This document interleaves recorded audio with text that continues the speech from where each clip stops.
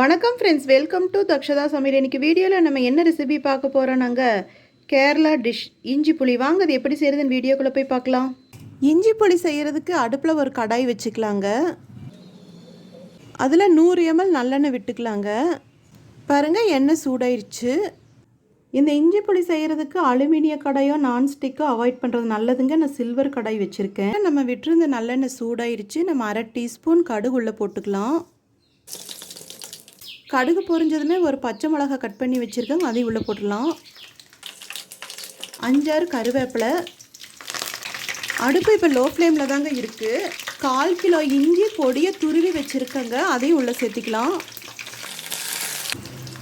நல்லா வதக்கிக்கலாங்க. 1/4 kilo இஞ்சிக்கு 100 ml நல்லெண்ணெய், அதுதாங்க மெஷர்மெண்ட்டு.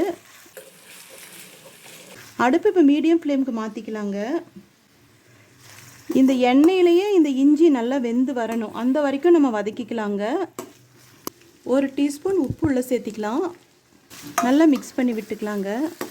நல்லா இஞ்சி இந்த எண்ணெயிலேயே வெந்து சுருண்டு எண்ணெய் பிரிஞ்சு வரணும், அந்த வரைக்கும் நம்ம வதக்கிக்கலாங்க. பாருங்கள், நம்ம நல்லா வதக்கிட்டோம். இப்போ நல்லா எண்ணெய் பிரிஞ்சு வந்துட்டுருக்குங்க. இப்போ 1/2 கப் புளி தண்ணி இதில் சேர்த்துக்கலாங்க. மிக்ஸ் பண்ணி விட்டுக்கலாம். ஒரு எலுமிச்சம்பழ அளவுக்கு புளி எடுத்து 1/2 டம்ளர் தண்ணியில் நல்லா கரைச்சி திக் பேஸ்ட்டுங்க இது. காரத்துக்கு இன்னும் 1/2 டீஸ்பூன் வரமிளகா பவுடர் சேர்த்திக்கலாங்க. நல்லா மிக்ஸ் பண்ணி விட்டுக்கலாங்க.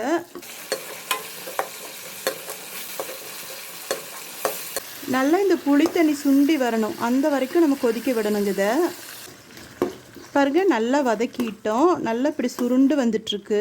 1/4 டீஸ்பூன் வெந்தயத்தையும் பெருங்காயத்தையும் வெறும் கடாயில் வறுத்து பொடி பண்ணி வச்சுருக்கேங்க, அந்த பவுடர் இதில் போட்டுக்கலாம். இப்போ 1/4 கப் வெல்லம் நல்லா பொடிச்சு வச்சுருக்கேங்க, அது உள்ளே சேர்த்துக்கலாம். அடுப்பு இப்போ லோ ஃப்ளேமுக்கு மாற்றிக்கலாங்க. நல்லா கிளறி விட்டுக்கலாம். பாருங்கள், நல்ல வெல்லம் கரைஞ்சிருச்சு.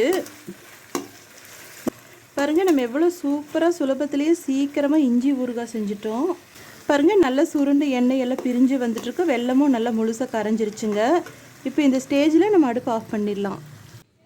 நம்ம சேனல் பிடிச்சிருந்தா லைக் பண்ணுங்கள், கமெண்ட் பண்ணுங்கள், ஷேர் பண்ணுங்கள், சப்ஸ்கிரைப் பண்ணுங்கள். அப்படியே பக்கத்தில் இருக்கிற பெல் ஐக்கானையும் மறக்காமல் கிளிக் பண்ணுங்கள். தேங்க்யூ.